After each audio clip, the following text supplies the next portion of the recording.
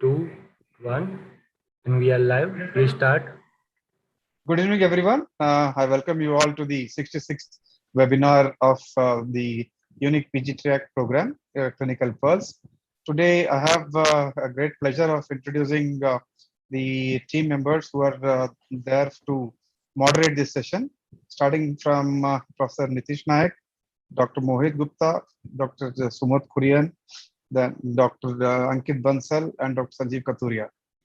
So today's topic could be on pacemaker troubleshooting. As you all know that pacemaker troubleshooting is not only asked in the exam, but also it will be of immense help once you start your career as a cardiologist. And I invite Dr. Sumot to please introduce our speaker and take the proceedings further. Yeah. Good evening. Once again, a warm welcome to today's PGTrack program. It's a great pleasure to have Dr. Raghav Bansal from All India Institute of Medical Sciences to teach us on this topic. As Girish has already told, knowing the basics of pacemaker troubleshooting is very important, to help you in managing and evaluating patients, coming after pacemaker implantation. So it is very important to understand the basics. So requesting Dr. Raghav to come and take the session. Welcome, Dr. Raghav. Yeah. Thank you so much, sir, for inviting me. And thank you, Mohit, sir, for giving me this opportunity for presenting on this platform. Is my screen visible? Yes. Yeah, that's great. So actually, although the topic was pacemaker troubleshooting, but I thought that we'll start from basics. And if the session is good, then probably we can have another session similar and we can continue further. It's a vast topic and it would be very difficult to cover in 1 hour. So starting from the pacemakers, basically. So it was the field of pacemaker started in the field of in the era of 1950s when the just a sec. So in the era of 1950s, when the cardiac surgery was booming and the requirement of pacemaker came up. So initially it was a large machine which was AC powered and had to be kept on a trolley in a room which was connected to the patient. And slowly a wearable pacemaker was developed until and unless in 1958 when a first fully implantable pacemaker was developed. The battery of this pacemaker actually lasted only 8 hours and it had to be the patient had to undergo multiple implantations later. So today, this technology, which was first started in 1958 of an implantable pacemaker, has gone across the board by leaps and bounds. And now we have quite perfected that technology to a reasonable extent. And now we are looking forward towards new paradigm shifts. So in 2016, a leadless pacemaker was invented and FDA approved for use. And now in future, we don't know what holds for us. We might be having pacemakers without batteries. So what essentially we do in pacemaker implantation, that we take punctures in the subclavian vein or the axillary vein, and we put 2 leads across through the vein into the superior vena cava, one into the right atrium and another one into the right ventricle. We are talking about only pacemakers, the dual chamber pacemakers and the single chamber pacemakers. And we connect those leads to a pulse generator, implantable pulse generator, which is implanted in a prepectoral pocket usually. So these leads may have, so these are usually bipolar leads, which have 2 poles which are connected, and the connecting coils which connect these signals from the pole to the generator may have a coaxial design where there is a tip electrode coil which is inside and over which there is an indifferent electrode coil. Or these coils may be co-radial, where both are wound together around a single core. And the fixation mechanism may also differ. There are 2 kinds of leads. One have the passive fixation lead, which have tines at the end, hooks, which are little hooks at the end of the lead. And these hooks actually help us to place the lead and fix the lead in the trabeculae in the RV and the musculopectinate muscles in the RA appendage. Or we can have an active fixation leads, which have a screw at the end, at the tip, and we can screw the lead inside the myocardium in the atria or the ventricle. And the lead, when it is connected to the pulse generator, this is an IS1 connector, this is a universal connector, which is same across board for all the companies. There are 4 major pacemaker companies, and we have a similar connector on all the on the headers of the device of all the companies. And all the pacemaker leads are now designed in such a way that they are cross compatible. So this pulse generator houses a battery. It is hermetically sealed. We cannot open this pulse generator and change the battery. And whenever the battery is exhausted, we have to change the full pulse generator. That's why it's called a pulse generator replacement. And the battery voltage, this is a lithium ion battery. And usually the battery voltage at the start of the implant is more than 2.8 volts. So that is how we calculate the amount of battery which is left. And when the battery drops below 2.6 volts, it's usually the ERI where the replacement of the battery is indicated. And if the voltage further drops below 2.2 to 2.3 volts, then the pacemaker almost has reached its EOL. And there might be different ERI responses from company to company. So some batteries may have elevated battery impedance at ERI, and some companies might change the pulse width duration of the pacing stimulus and or the pacing mode or the pacing rate. So coming to the EGMs of the device, how does the pacemaker senses what it paces and how does the capture occur? So we'll first talking about the sensitivity. So what is sensitivity? So sensitivity of the device is the ability of the device to sense a intrinsic signal. So when we program a sensitivity, as we raise the number of the value of the sensitivity, we are actually making the pacemaker less sensitive. So if we have set the sensitivity value at 5 millivolts and there is an intrinsic signal at 2 millivolts, so it would fail to notice it. So it will not notice it, and then that will mean that it is undersensing the intrinsic signal.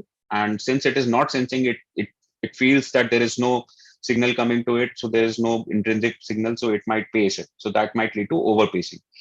While if we set the sensitivity too low, supposedly at 1 millivolt, so although it will keep sensing the intrinsic signals, it might actually sense other events which are not required, like EMI, electromagnetic interference from other devices.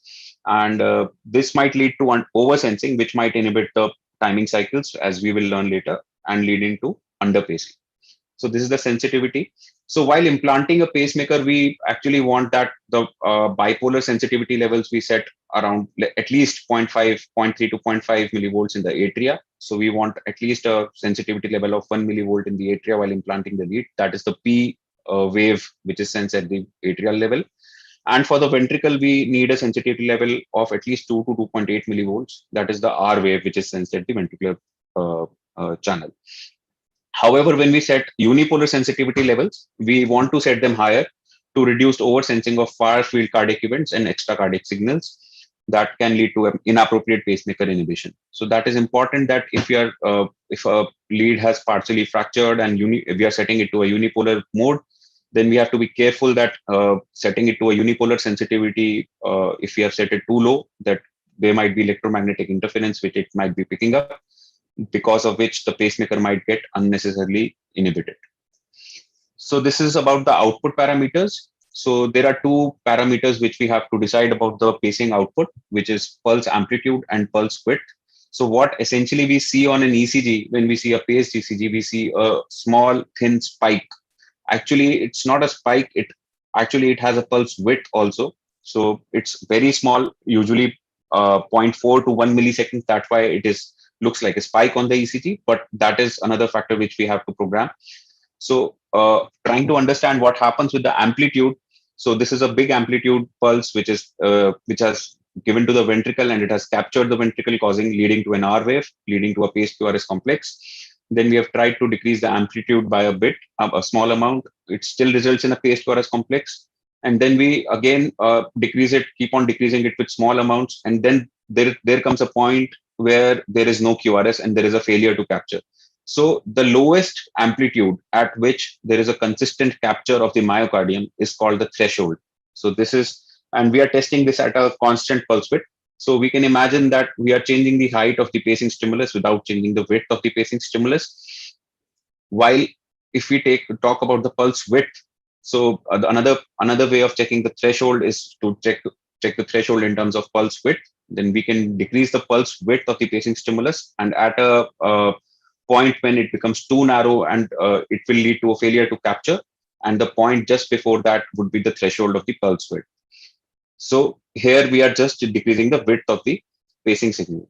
So coming to the strength duration curve, this is something very basic, and we have learned it in physiology. So the lowest amplitude which captures the myocardium consistently, irrespective of the pulse width, will be the Rio base, and twice the Rio base value, twice that amplitude. So supposedly this is 1 volt here. So 1 volt here is the lowest amplitude which is capturing the myocardium consistently. So it will be the Rio base here, and 2 volts, which is twice of Rio base. The lowest time signature which captures at 2 volts will be the Chronaxi. So this is the point where we are almost getting a most efficient pacing. So we can set anywhere above that. So usually we set at a 0.4 millisecond pulse width and 2 to 2.5 volts. That's the target we have. So suggested intraoperative values when we are implanting a pacemaker, we want that the atrial pacing threshold for capture should be at least less than 1.5 volts at 0.4 milliseconds. And for the ventricle, it should be less than 2 volts at 0.4 milliseconds pulse width. So this is usually at the time of implantation that we check for the pacing thresholds by decreasing the amplitude step by step. And we are happy with the lead position only when we get a good pacing threshold. And the pacing impedance, today we use high impedance lead to prevent significant battery drainage. So pacing impedance is around 300 to 1000 ohms, which is the normal range. And anything below 300 ohms indicates an insulation break, and more than 1000 ohms may be a problem while implanting in the myocardium at the junction, or there may be a lead fracture. So we need a good pacing impedance also during the time of implantation. So another thing is that initially, in the initial days, in the 80s and the 90s, when the pacing leads were evolving, so initial leads were not steroid eluting. There was no steroid at the tip. So what these metal leads used to do was to elicit an inflammatory reaction in the myocardium.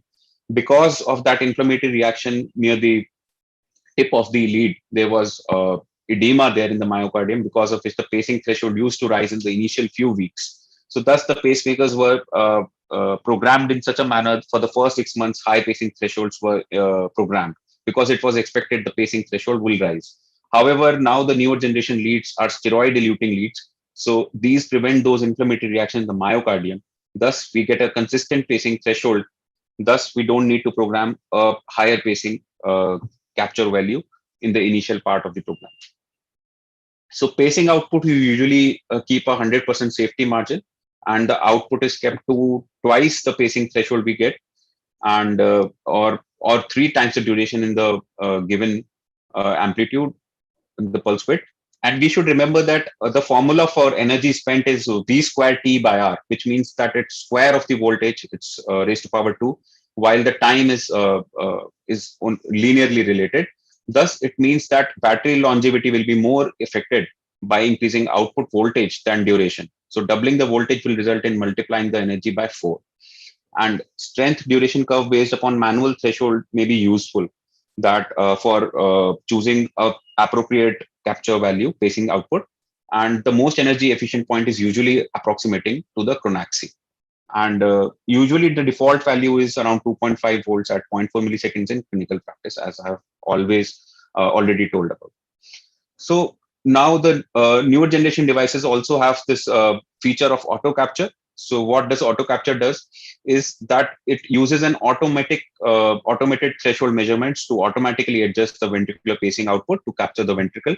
So here we are not setting up a single fixed value for pacing output, and the pacemaker consistently measures the capture threshold automatically, and it optimizes the output voltage to only 0.5 volts above the capture threshold, so that there is less depletion of the battery, and so that there is more longevity of the pacemaker.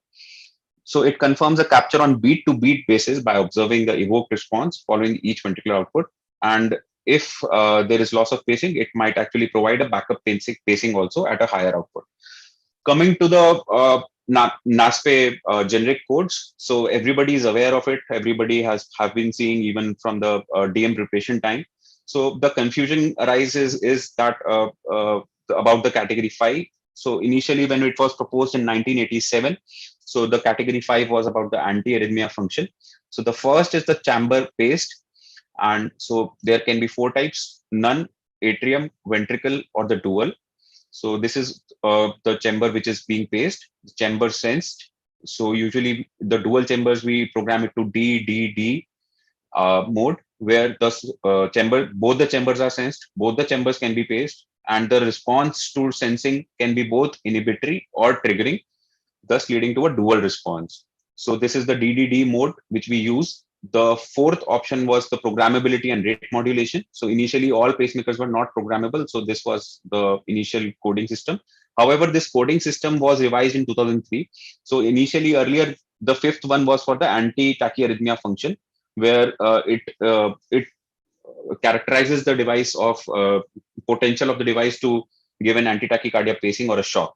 While in 2003, it was strictly, the code was maintained only for anti-bradycardia pacing, and the programmability was removed because all pacemakers are programmable now. And the fourth is only for rate modulation, and the fifth is for multi-site pacing. However, the exact site of pacing is not mentioned now. So coming to choosing the type of pacemaker which needs to be implanted. So if a patient has AV block, which is persistent, then we have to carefully look that if the patient has a sick sinus syndrome or not.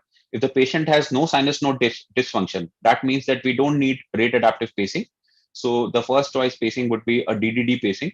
So if the patient walks or runs, his sinus rate will increase automatically, and it will take care of the physiological needs. Thus, we don't need a rate adaptive pacing here.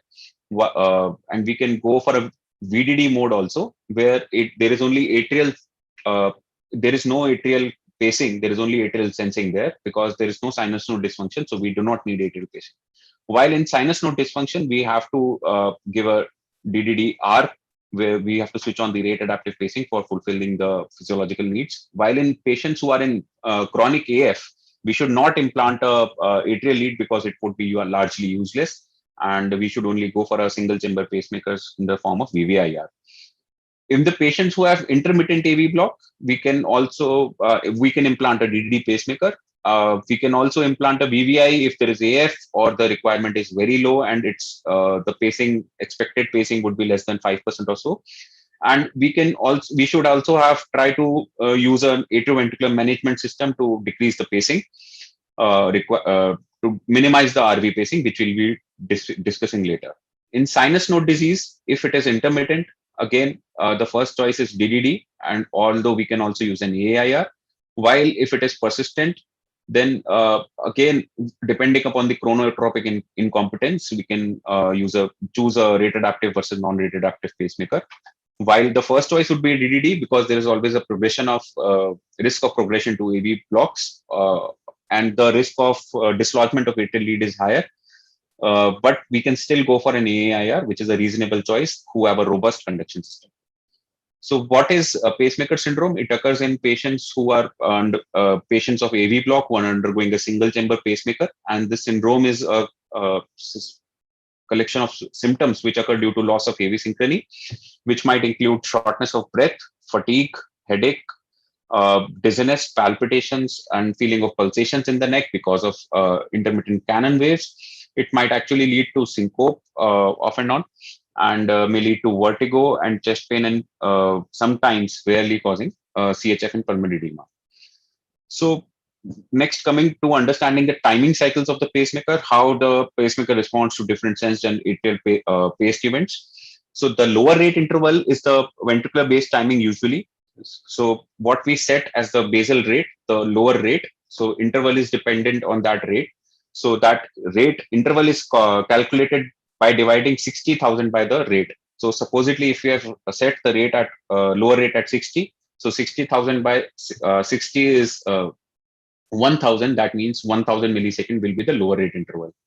And then we have atrioventricular and ventricular atrial intervals.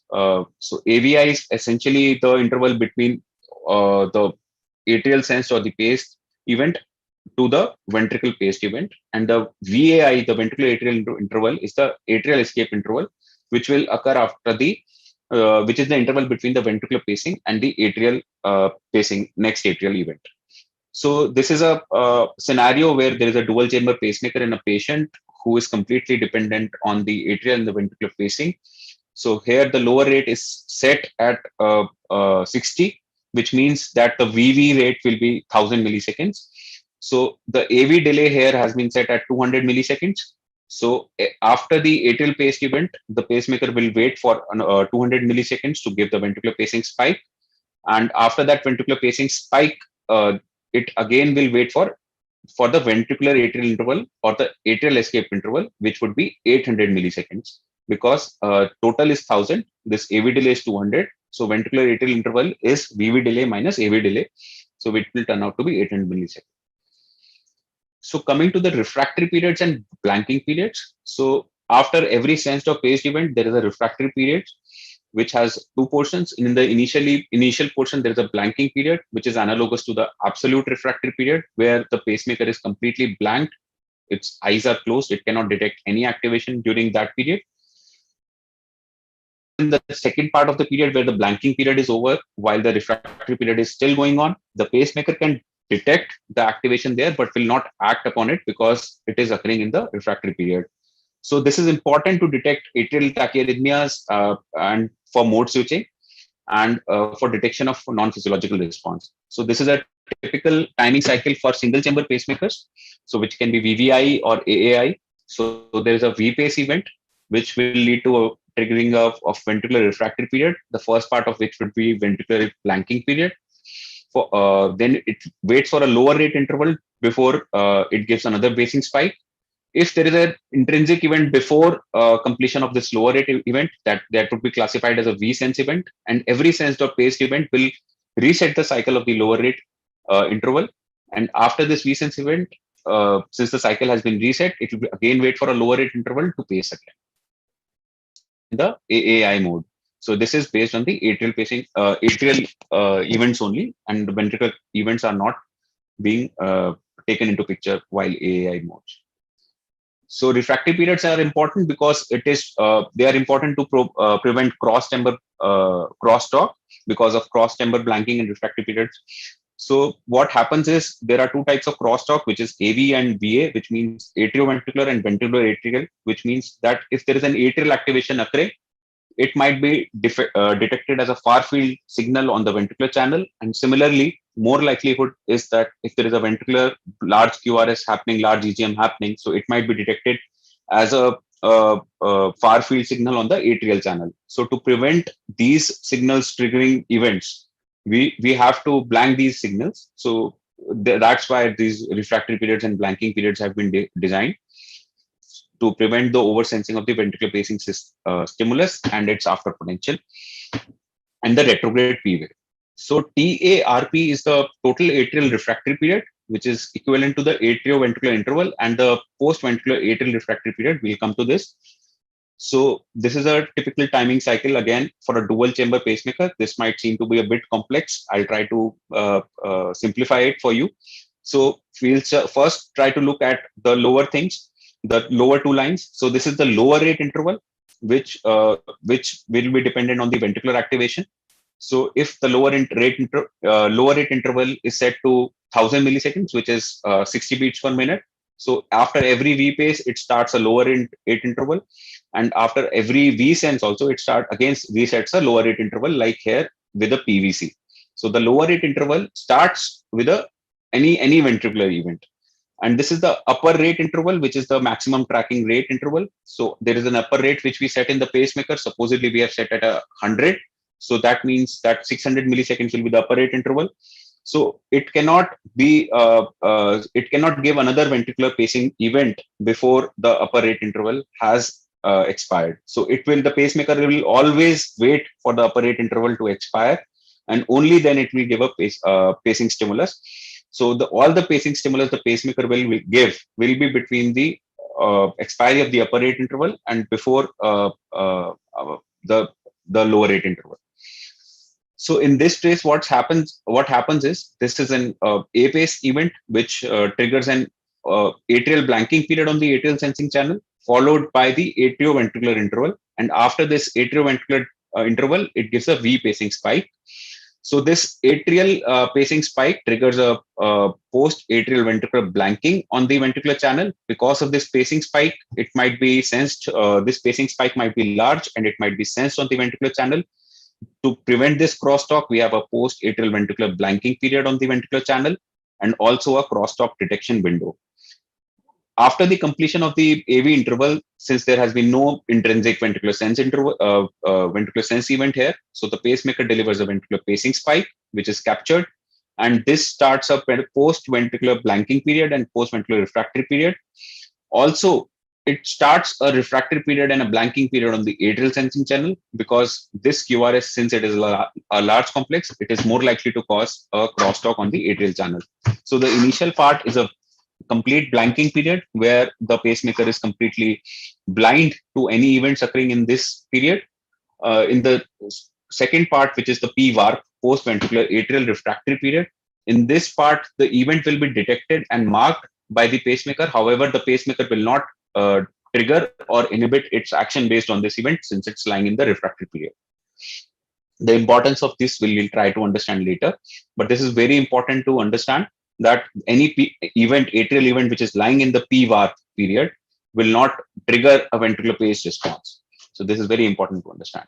So TARP is the total atrial refractory period. So the atrial, once there is an atrial pacing spike, so then after that, the atrial sensing channel is actually refractory for quite a while for the whole AV interval, followed by the whole PVARP interval. So this AV interval plus PVARP interval is the total atrial refractory period. So this is a very important thing which we need to know to understand the further concepts.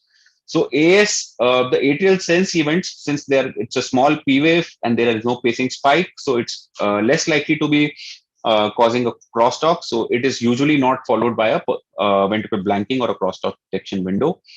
And here a PVC also, the PVC also triggers a post-ventricular atrial blanking and the post-ventricular atrial refractory period, because this might also get a retrograde P wave getting conducted retrograde through the ventricle.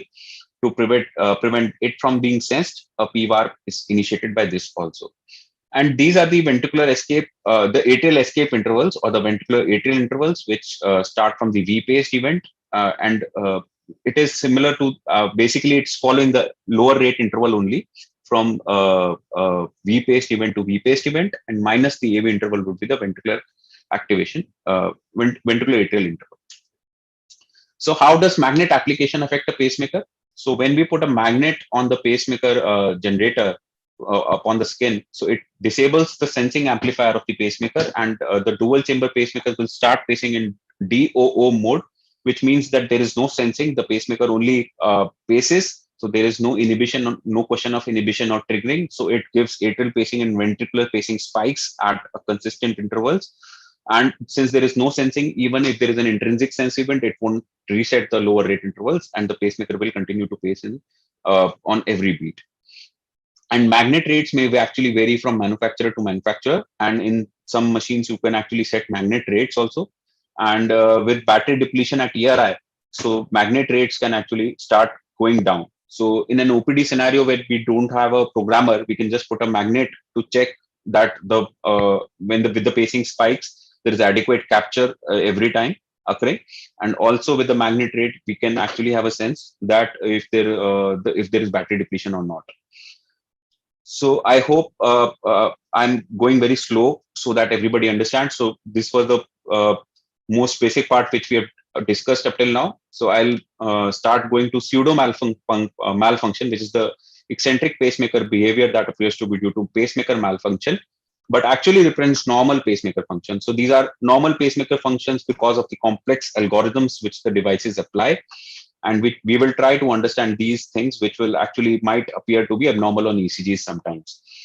So coming to the first thing, which is sometimes the pacemaker might be programmed to an atrial-based timing. However, today as a rule, we program all the pacemakers on ventricular-based timing. But if by accident, if the patient is programmed to an atrial-based timing, then the AA interval is the one which remains constant, and the lower rate interval follows the AA interval.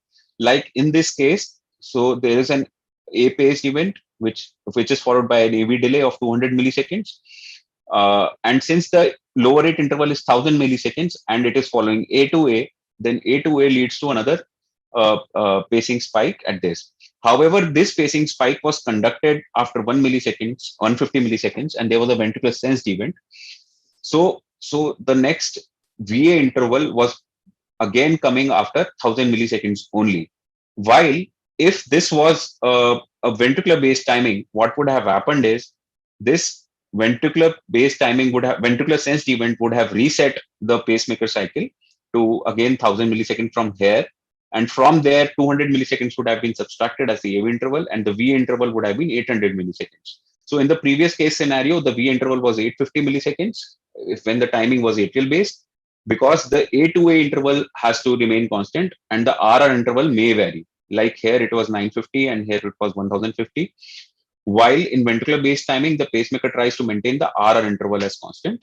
The A interval may vary. The next concept is the rate hysteresis. So what is hysteresis? Mostly people know about hysteresis, that pacemaker can actually pace at a rate which is set lower at the lower rate level. So if the pacemaker supposedly is set at a base rate of 70, which means that the lower rate of the pacemaker is 70, if the patient pacing is required, the pacemaker will pace at a minimum rate of 70. And if we set the hysteresis rate to 60, this means that when the patient will start, the pacemaker will start pacing only when the rate drops below 60. So if a patient having an intrinsic rhythm of 65 beats per minute, still the pacemaker will not pace because it is above the hysteresis rate. The pacemaker periodically searches for intrinsic activity. And if the intrinsic rate is above the hysteresis rate, the pacemaker will not pace. If the intrinsic rate goes down below the hysteresis rate, the pacemaker will start pacing, but the pacing will occur at the lower rate level. So there might be some confusion if the base rate has been set to 70 and you see it next after pacemaker implant and you see an ECG with a heart rate of 65, you might get confused that there might be a pacemaker malfunction because the pacemaker is not pacing. However, you should carefully see in the programmer if the hysteresis rate has been switched on and it is lower than the intrinsic rate. So that might not be a malfunction and may be actually the normal functioning of the device. The next concept is the maximal tracking rate. So maximal tracking rate is again that upper rate which we set. So in this case scenario, we have set a rate of 100 as the upper tracking rate, 60 as the lower rate. So if the patient starts running and the sinus rate goes above 100, still the pacemaker won't pace the ventricles at more than 100 rate. It will track only up till 100 rate. So what is sensor rate? So maximum sensor rate is different from the maximum tracking rate. So tracking rate is for the sensed atrial events, which the intrinsic SA node is generating, while the maximum sensor rate is based in a pacemaker, which is rate adaptive pacemaker, where the atrial pacing is accelerated with activity. So we can set different tracking and sensing rates, sensor rates. So in this patient, the tracking rate was set to 100. However, the sensor rate was set to 120. So when the patient started running, now this patient also had a sinus node dysfunction. So this patient with the rate adaptive pacing, the atrial pacing goes up to 120 beats per minute. And with that pacing, ventricle is also paced at 120 beats per minute. So this is a typical rate response curve, which we see in a DDDR pacemaker. So what happens in normal is actually this dotted line. So when the patient starts walking or it starts an exercise, the sinus rate increases. And when the conduction system is intact, all the sinus P waves are conducted to the ventricle, leading to an increase in the ventricular rate. And when the exercise ends, there is a smooth drop in the heart rate as there is cool down in the SA node. What happens in a patient with a dual chamber pacemaker implant and impaired AV conduction is this. So there is speed P wave tracking up till the maximum tracking rate. After that, the ventricular rate flattens out. It doesn't goes further. And when the exercise finish and again the P wave rate goes down below this value, again 1:1 tracking start. While if the patient has sinus node dysfunction, then the patient is dependent on the sensor driven rate. The sensor driven rate may go above the tracking rate and it will go up till the maximum sensor rate, and the ventricular tracking will occur till the maximum sensor rate. So what happens at this upper rate? this is a very peculiar phenomena. So this will be seen in TMT labs and stress echo labs, where patients with pacemakers are undergoing a dobutamine stress echo or a stress ECG. So this might be seen, and it's important for a fellow to understand. So what is upper rate behavior? So what happens at upper rate behavior is that when the upper rate interval determines the maximum paced ventricular rate in response to sensed atrial activity, which is also called the maximum tracking rate. So TARP, the total atrial refractory period, which we had learned earlier, is one of the most important determinants of this behavior. So it determines the functional limit of the tracking atrial activity. Atrial rates which are above the upper rate limit can still be tracked, but the upper rate limit cannot be violated by the device. So what happens is, after this AV delay and the P warp is over, so if there is a P wave after the P warp, that P wave will be sensed and will be tracked at the maximum at the upper tracking rate. But if the next atrial activation, because of the faster heart rate, if it lies in the P warp, then it would not be tracked because it's lying in the refractory period. This is very important. So what results is pseudo AV Wenckebach. So what is pseudo AV Wenckebach? So this is a patient who has an intrinsic sinus node function, which is gradually increasing rates with exercise and ventricular pacing tracking. So there is an A-sense V-paced event. Then the next A-sense event occurs after the P-warp. Because it is occurring after the P-warp, it is getting sensed and it gets conducted to the ventricle. However, the pacemaker had to increase the AV delay. Why? Because the V-pace rate cannot cross the maximum tracking rate. So supposedly maximum tracking rate is set to 100, and this A-sense event has occurred at a speed which is more than 100. So the pacemaker will have to increase the atrioventricular interval so that the V-pace interval has to remain at the rate of 100 beats per minute only.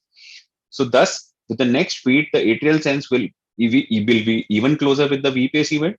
However, it's still outside the P-warp, and the atrioventricular interval further lengthens. So to maintain this V-pace interval at the upper tracking rate, so this A-sense events are occurring at a faster rate than the maximum tracking rate. So supposedly this is occurring at the rate of 120. So A-sense are occurring at the 120, but V-pace are slower. So what happens essentially is that the distance from the AS to VP increases, which is essentially the AV interval, which is increasing. And what happens eventually is that one of the A-sense event will lie in the P-warp, which is the atrial refractory period, because as the AV interval prolongs, the AS lies closer to the P-warp. So once the A-sensed event lies in the P-warp, it cannot be, the pacemaker cannot react through this event because it is in the refractory period and it won't be tracked. So it's just like a Wenckebach phenomena where a P wave is tracked to the ventricle with increasing AV delays, and one of the P waves is then dropped.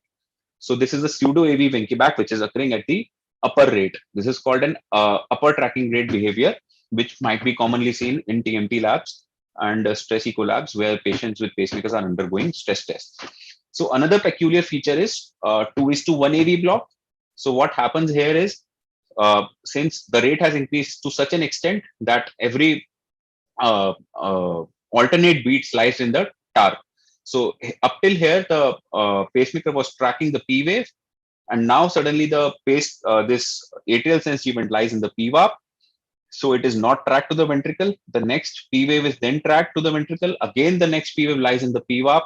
So it is not tracked. So every alternate P waves are lying in the P warp and are not being tracked. So this leads to a 2:1 AV response. So the problem with 2:1 AV response is, so the patient, if it is running and his rate has increased from 70 to 130 supposedly, and now suddenly he develops a 2:1 AV response. So his ventricular rate suddenly drops from 130 to 65 because of this 2:1 response. And this sudden drop in rate will lead to sudden decrease in cardiac output and might lead to a syncope.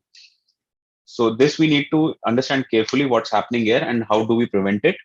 So this is an example here. So a base rate of a pacemaker has been set to 60 beats per minute. So at the pacing continues always at 60 beats per minute at least. And the maximum tracking rate has been set to program to 120 beats per minute. So all the P waves are being tracked up till a rate of 120 beats per minute. and the P warp is set to 275 milliseconds, and the AV delay or the PV delay has been set to 150 milliseconds, which gives a total atrial refractory period of 275 plus 150, and which comes out to be 425 milliseconds. So calculating the total atrial refractory periods, which is 60,000 by, so total atrial refractory period is 425. So the TARP rate, which is 60,000 by 425, gives us a rate of 140 beats per minute. So at the rate of 140 beats per minute will be the TARP rate. So which means that here every alternate sensed P wave event will now start lying in the atrial refractory period. So what will happen in this patient is, so after the rate of 120 beats per minute, there would be a prolongation of the AV interval, and then there would be dropping of 1 beats, leading to a Wenckebach phenomena. And the cycle of Wenckebach will continue to shorten from a rate of 120 to 140. And what will happen at the rate of 140 is that every alternate beat will now lie in the P warp, leading to a 2:1 AV block suddenly and a sudden fall in rate. So this is how it happens. So the rate gradually increases up to the upper tracking rate, then it flattens out with a Wenckebach, and then it suddenly falls to the 2:1 AV block. And this is a problem because it might lead to a syncope when the patient is exercising. So we need to do a modification to prevent it. So we should actually program the upper rate limit should high enough to allow 1:1 tracking, so that the patient achieves physiological atrial rates and is able to track 1:1 at physiological rates, and is able to do his routine day-to-day work and routine exercises which he's expected to do. And we should try to reduce the TARP, total atrial refractory period, by shortening the P warp or by shortening the AV delay. So this needs to be done to prevent 2:1 AV block, because if the TARP is long, then there is a high chance of developing 2:1 AV block early. And we can also program a rate adaptive AV delay. So what is rate adaptive AV delay? So what happens in this example? So there is a dynamic AV delay feature in few pacemakers which can be turned off. So the basal AV interval has been set to 200 milliseconds, and the post-ventricular atrial refractory period here is set to 250 milliseconds, giving a TARP of 450 milliseconds. So the 60,000 by 450 gives a TARP rate of 33 beats per minute, which means a 2:1 AV block will occur at a sinus rate of 133 beats per minute, which is too low. So with a dynamic AV delay on, what the pacemaker does is it programs, it sets the AV delay dynamically depending on the intrinsic rate of the patient. So at a base pacing rate, the AV delay would be 200 milliseconds, and as gradually the pacemaker rate increases, because of the dynamic AV delay, the AV interval will shorten. So what essentially it leads to is that the AV interval shortening leads to shortening of the TARP. So in this case, at upper tracking rates, the dynamic AV delay had lead to shortening of the AV delay to 100 milliseconds and TARP to 350 milliseconds. Now the 2:1 block rate, because of shortening of the TARP, has increased to 171 beats per minute. So it is unlikely that the patient is exercising so much that he reaches a level of 171 beats per minute to develop a 2:1 AV block. So this is a usual remedy which is employed by the pacemakers to prevent a 2:1 AV block at the upper rate levels. So dynamic AV interval actually permits modulation of the sensed or the paced AV interval based on heart rate, and it mimics the normal physiological shortening of the PR interval. So what happens essentially in the normal physiology also, with the activation of the sympathetic system with exercise, there is shortening of the PR interval in the normal physiology also. So there is a rate related shortening just to mimic a normal physiological response and decrease the TARP. And usually it is initiated when the atrial rate exceeds 80 to 90 beats per minute. And different algorithms are followed by different companies. Like this left upper one is of the Medtronic one, where we can actually differently program a paced AV delay and a sensed AV delay at a minimum and a programmed maximum value. And with the rate adaptive on, it will go down at a linear slope. And while in Boston Scientific, there is a dynamic AV delay. Again, we can set the minimum and the maximum AV delay, and it will go up smoothly. And in St. Jude Medical, what extra feature we have, we can also set the rate responsiveness of the AV delay. That what is the slope of the decrement of the AV delay, how fast it decreases. Is the low rate responsiveness of the AV delay low, medium, or high? We can set it in St. Jude. So that depends on different pacemakers with different manufacturers. The other thing which we can do is we can program a dynamic PVAR. So that is the other way of reducing the torque, but it is less commonly used. And again, essentially what we are trying to do is decreasing the torque at higher rates to prevent 2:1 AV block occurring at a lower rate. So what is another response is rate smoothing, which is found in Boston Scientific pacemakers. So it is actually not a true upper rate response. It functions over all rate ranges. So what rate smoothing does is that it essentially the pacemaker tries to maintain each RR interval with a variation which is fixed with the considering the previous RR interval. So here there is an SVT going on without any rate smoothing. So suddenly there is a SVT which starts and it gets tracked, atrial tachycardia supposedly, it gets tracked to the ventricle. So suddenly the ventricular rate shortens according to the atrial rate. However, if there is rate smoothing factor, supposedly this smoothing factor has been set to 6%. So this will not allow the pacemaker rate from RR interval to change to more than 6% of the previous RR interval. So this previous first RR interval is 857 milliseconds. So the next RR has to be, it cannot be less than 6%. So 6% is 805. So it minimum of 805, it cannot go below that. So 805. After that, since it cannot go below less than 6% of that interval, so 757 is the value. So essentially, this leads to that this P wave is not tracked. So important thing to understand is there to maintain this variation, since it is not tracking the P wave always. So it actually has to pace in the VVI mode sometimes. So to maintain this smoothing factor during this smoothing thing, it paces in the VVI mode. So if you are seeing this kind of a response on an ECG, you might get confused that the pacemaker is not now functioning well and it's not tracking the P wave. So there is undersensing of the P wave. However, this might be a rate smoothing response which has been turned on the pacemaker setting, which needs to be looked at in the programming mode. Another response is a fallback response. Here, to prevent constant tracking at the upper tracking rate, which is a faster rate. Supposedly, a patient develops an atrial tachycardia at 160 or 170 beats per minute. Now, the patient will continuously pace at 130 beats per minute, which would be very high for the patient, and the patient might actually develop symptoms of palpitations at that rate.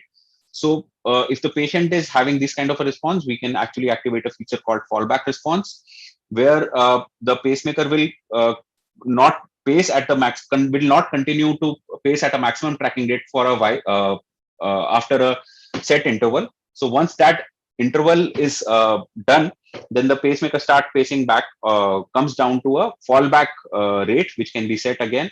So in this case scenario, the maximum tracking rate was 130 and the fallback rate was set at 175 beats per minute. So once the patient started to pace at maximum tracking rate for a while, and this fallback rate response was activated, the pacemaker gradually started pacing in the VVI mode and came back to fallback pacing to avoid continuous tracking of the atrial tachycardia at the maximum tracking rate. So now I'm trying to discuss what's the response to a PVC, what does the pacemaker does after it senses a PVC, what are the problems with the PVC. So when a pacemaker, a dual chamber pacemaker especially, it has a ventricular sensed event that is not following another, that is following another ventricular event without any intervening atrial event. So it labels it as a PVC. So the definition of PVC for a pacemaker is any ventricular sensed event which is occurring after a ventricular event without intervening atrial event. And a true PVC that follows an atrial event. So sometimes you actually might have a late coupled PVC which is occurring after the atrial sensed event, but it will not be labeled as by the device as a PVC because it is occurring, it has an intervening atrial event. So an atrial undersensing can cause misclassification of a conducted bead in sinus rhythm as a PVC. So if the pacemaker has atrial lead problem and it's not able to sense the atrial activation properly, so even after an atrial sense event, the intrinsic conduction, which is the intrinsic narrow QRS, which is happening, the device will, since it didn't have any atrial event intervening, it will label it as a PVC. The problem with the PVC is that it can cause a retrograde VA conduction, Yes, in patients even who have complete AV block which is persistent, it is not 100% compulsory that they cannot have any retrograde conduction. It has been found in studies that in patients, even in patients with complete heart block, which is persistent and permanent, still there can be some retrograde VA conduction present. So what happens with this retrograde conduction, VA conduction with the PVC is that it might trigger a PMT, which essentially means that this PVC gets conducted back to the atrium, which leads to an atrial sensitive event if it is out of the PVAR, and it will get tracked down to the ventricle by the pacemaker, and it starts pacing at the maximum tracking rate, leading to a pacemaker mediating tracking tachycardia. So the solution to this problem is PVARP extension, so which is programmable. So when a device actually senses a PVC, it extends the PVARP. So because of the PVARP extension, even if there is a retrograde P wave, it will lie in the PVARP and it will not get tracked to lead to a PMT, pacemaker mediated tachycardia. So following the extended PVARP devices, different devices actually use different features to prevent atrial pacing within the vulnerable period. So we will discuss that. So this is a typical what is happening with a PVC response. So with a PVC, there was a retrograde P wave. Because of the PVARP extension, this P wave was not tracked. So some devices have different algorithms. So this device actually terminates the PVARP with this P wave, and after a fixed interval gives an atrial pacing stimulus. So what is this? So what is happening here is essentially the device is applying an algorithm to prevent an atrial pacing in the vulnerable period. So what is a vulnerable period? So if there is a PAC which is occurring, a premature atrial complex after the last QRS complex, so it might lie in the PVAR and may not be sensed by the pacemaker. So pacemaker will sense this PAC in the PVAR and will not react to this, and it might give a pacing stimulus to the atrium depending upon the last paced atrial event and the last paced ventricular event, ignoring this PAC because it is lying in the PVAR. So the problem here is what is happening is essentially what we are doing is an extra stimulus. We are giving an extra stimulus at a shorter interval. So this atrial pacing spike which comes here is an extra stimulus after this PAC. Because of this extra stimulus, we might actually end up initiating an atrial tachyarrhythmia, especially in patients who are vulnerable to develop atrial flutters and atrial fibrillations. So to prevent this, to prevent atrial pacing in the vulnerable period, we have algorithms in place. So essentially what are the algorithms are that when there is a atrial sensed event in the PVAR, so the device activates specific time period until before which it cannot give another pacing spike to prevent an early pacing spike and early extra stimulus and initiating of a tachycardia. So this interval is actually named with different names by different companies. So this is called a non-competitive atrial pacing interval by the Medtronic. So where a PAC which is sensed in the PVARP interval triggers an NCAP interval. So the device has to wait 300 millisecond minimal before giving another atrial pacing spike to prevent a shorter extra stimulus and initiation of a tachycardia. So it will not follow the ventricular atrial interval or the atrial escape interval. It will still maintain the lower rate interval, and the ventricular pacing spike will follow at a lower rate after the previous ventricular pacing spike, but it will tamper with the atrioventricular interval, so that this atrial pacing spike has to minimally wait at least for this interval to complete before this PAC. So this interval is called a non-competitive atrial pacing interval, NCAP interval in the Medtronic device. This might be called as an AFR response in the Boston Scientific, or the atrial flutter response. Again, in the AFR response, it activates a window here till the pacemaker waits for that window before giving another pacing spike. And it's called an atrial protection interval in the SJM, or an atrial upper rate interval in the Biotronic. It's a kind of a similar thing with minor differences, but the basic concept remains the same, that waits for an interval before giving another atrial pacing spike. So sometimes what you see on the ECG is that the pacing spike is there, and this is a completely paced QRS. This is an intrinsic QRS, and we might sometimes see a pacing spike with a QRS which is intermediate to the paced QRS, and a normal QRS, intrinsic QRS. This is a fusion QRS. So this is called as a pacemaker fusion. So we should not get confused with this fusion beats. and label it as a pacemaker malfunction, that even when the intrinsic conduction is happening, the pacemaker is still giving a pacing spike. Sometimes a pseudo-fusion might occur. Pseudo-fusion is a beat where the QRS remains narrow, but still you might actually see the pacing spike. The intrinsic QRS and this QRS with the pacing spike is exactly the same. However, the pacemaker still has delivered a pacing spike here. So what essentially is happening here, that the pacemaker lead here is actually detecting the local EGM which is happening at this point. So QRS, which starts from the activation of the septum at the base, from left to right, as we have learned in ECG-based physiologies. So even when there is an intrinsic QRS which starts here, it takes some time to reach this pacing site. So before it reaches this pacing site, and so that the lead senses it, if the lower interval exhausts, so the pacemaker will deliver a pacing spike here. So despite the intrinsic conduction has started, the pacemaker has delivered a pacing spike. And because of this, if the intrinsic conduction has just started and the resultant QRS is a fusion of both the intrinsic and the paced spike, then it will lead to a pacemaker fusion beat. And if the majority of the ventricular activation has occurred with the intrinsic QRS and then the pacing spike has occurred, then we might actually get a pseudo fusion. It essentially leads to a wasted energy, and it's not good for the pacemaker, as it might decrease the battery life. So we should avoid fusion and pseudo fusion occurring on the ECGs.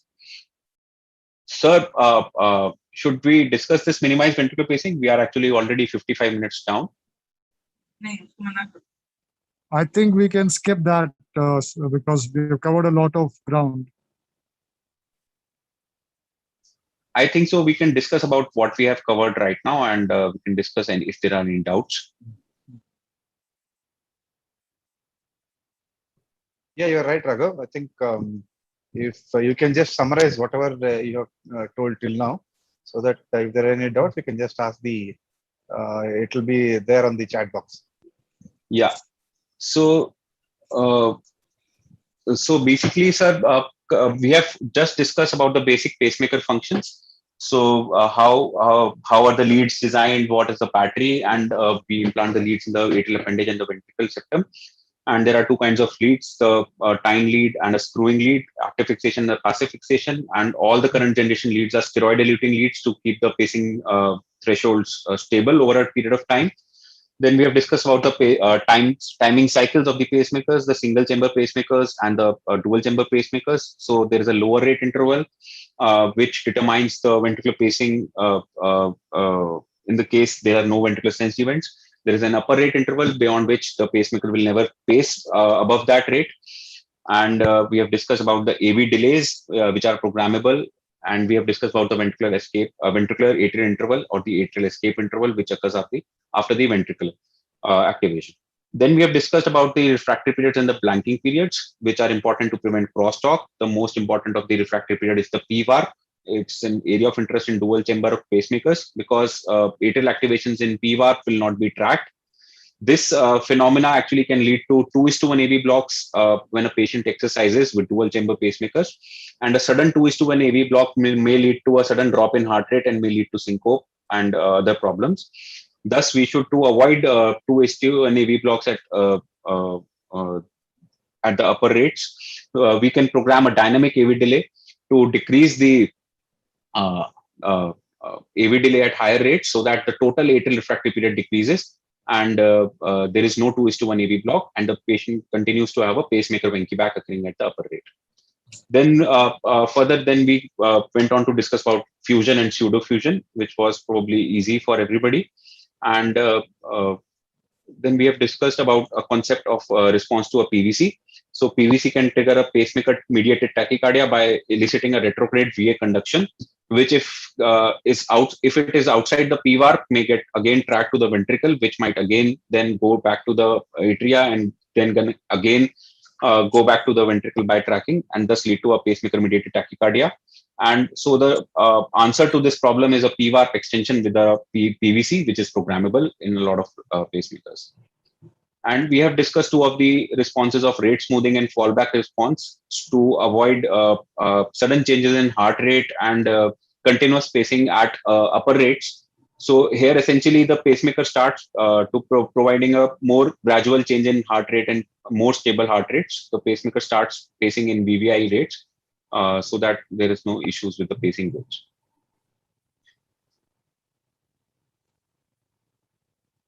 Thank you, Raghav. I think our panelists, Professor Nitish Naik, Dr. Sumod, Dr. Ankit, and Dr. Katuria, to take forward the discussion. If there are any questions and something needs to be discussed, so that they can go ahead. No, I think Raghav, Yes, sir. I think Raghav has done a tremendous job, but I think I need to explain more about the PMT because this is something which happens and which we see very commonly. So one very important thing to be seen with the PMT is that you should have an intact AV node. The concept of not having, unless you have an AV conduction present, PMT will never occur because you need the retrograde AV to go back, and only Yes, then you can have one. Important thing Yes. for PMT, as you have said, dynamic PVR is being programmed. Important thing with the dynamic PVR is that in fact it precipitates PMTs more, because if there is every pacemaker tends to increase the AV delay. Why? Because it wants the pacemaker battery to be preserved for a long time, as is present as in Sendut's, the VIP, and the Medtronic, the MVP. So what they're trying to do is increasing the AV delay. So all of them have a dynamic PVR on. So as to keep the torque same, if the AV delay increases, the PVR decreases. So the incidence of PMTs tend to increase if you are keeping a dynamic PVR on. Yes, sir.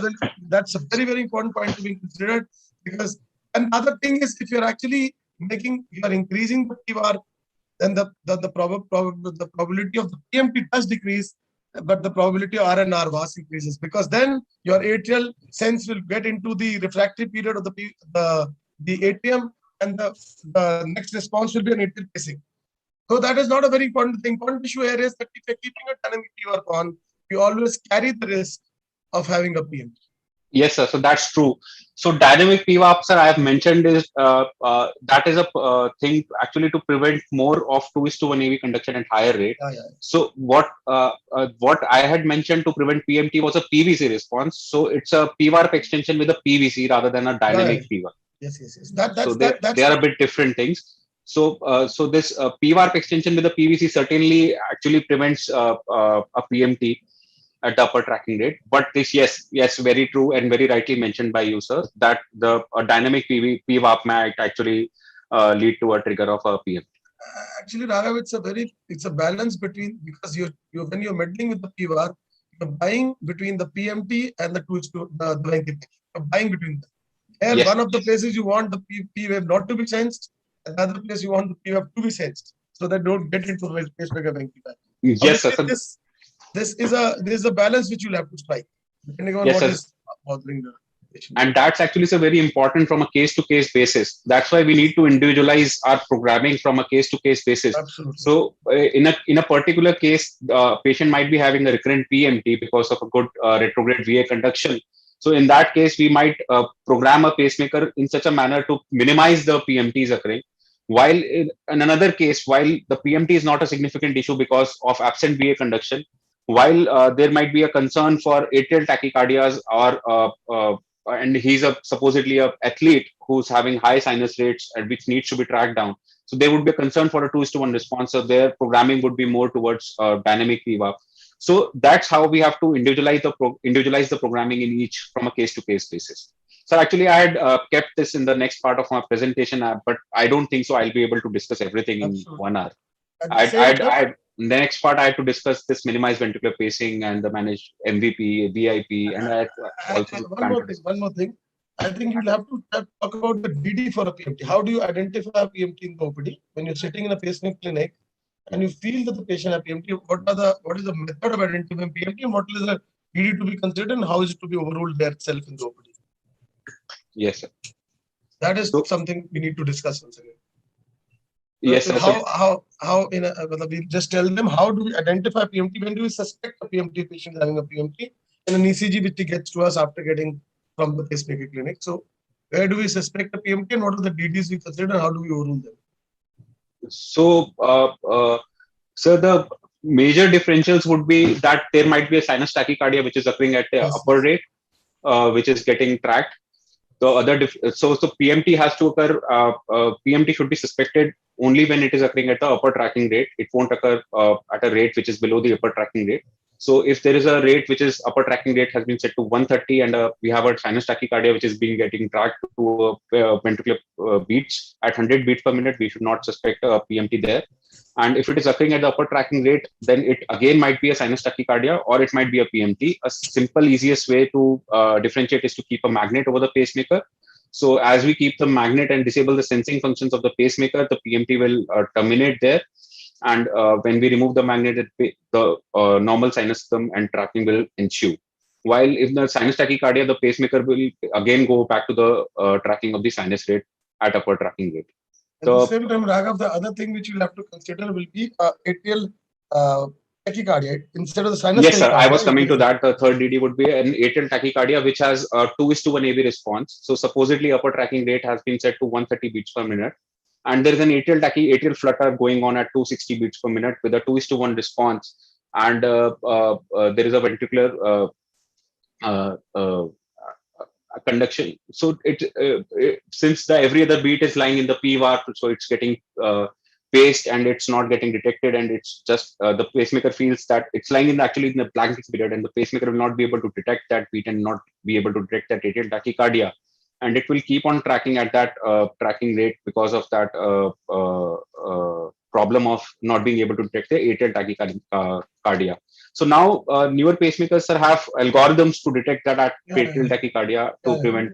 And Medtronic has this blank flutter search algorithm, while we have an atrial flutter response with the Boston Scientific.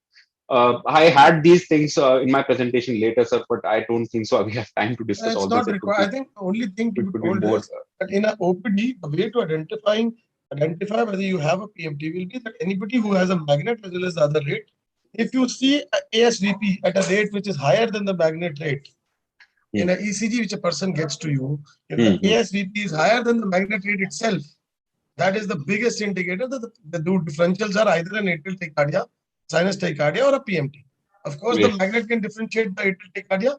Another way, can you take a patient to the programming, put it in the DDI mode. In a DDI mode, your PMT will break, while in a DDI mode, your atrial sense VPS will, the rate will drop, the ventricular rate will drop, but the atrial will remain high. So the important thing is to identify it. The identification is if you get a patient with an ECG who's having an ASVP at a rate which is higher than the magnet rate itself, you'll have to consider the possibility of a PMT or a atrial tachycardia. Yes, sir, very true, sir. Essentially, what you are saying is comes down to that we just need to stop tracking of the atrial rate to the ventricles so that the tachycardia breaks. So that we can then do it by putting a magnet to prevent tracking by inhibiting the sensing. It's magnet switches off the sensing. The other way, rightly pointed out by you, is could be switching the pacemaker mode to DDI. So with that DDI mode, now the pacemaker has been switched to the inhibitory mode. It won't trigger an ventricular pacing after an atrial sensed event. So that's it stops tracking the atrial beats. Thus, if there is a PMT, it will terminate with the DDI mode. I think those things can be discussed when he's actually talking about troubleshooting. This is just the basics. One more thing is the pseudo-fusion, which you covered very well. Yes, we just talk about the pseudo-fusion. Most of the time, the pseudo-fusion will occur when your lead is in the apex, because most of the activation has already occurred. So this is because most of the people put it at the apex. So pseudo-fusions are more likely to occur when the lead is at the apex, because most of the activation has already occurred by the time the spike detects the depolarization phenomena has already occurred. So it will occur more at the apex. Yes, sir. You can also tell them about pseudo-fusion beat. Raghav, you can also talk about the pseudo-fusion beat, because you talked about pseudo-fusion and fusion.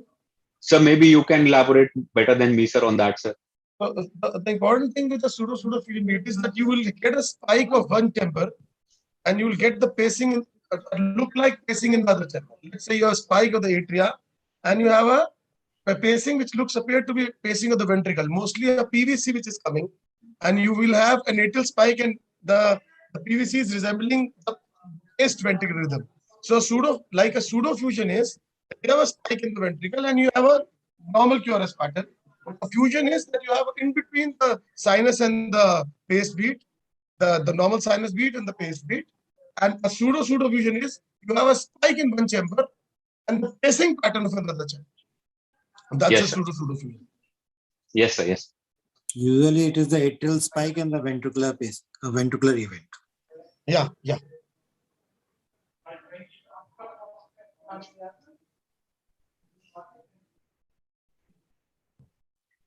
I think, sir, he has covered very well all the Very basics well. and Yeah. all the algorithms. I think the next session he will talk about the managed ventricular pacing and all those algorithms, etc. And we can conclude this session now if Nitish sir permits. Yeah, I agreed. Thank you, Raghav. That was a very exhaustive presentation and you covered a lot of ground. I think in the next session, you can take it forward and complete whatever else left out. Yes, sir. Especially about how to steps to diagnose and to prevent crosstalk and PMT. Maybe you can cover them once again. Yes, sir.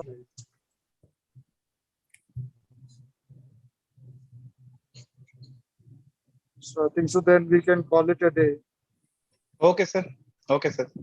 Thank Thank you, everyone, especially Dr. Nitish, Dr. Ankit, Dr. Raghav, then Dr. Kathuria, Dr. Sumod, and my friend Dr. Mohit for actually being a part of this journey of the 66th webinar.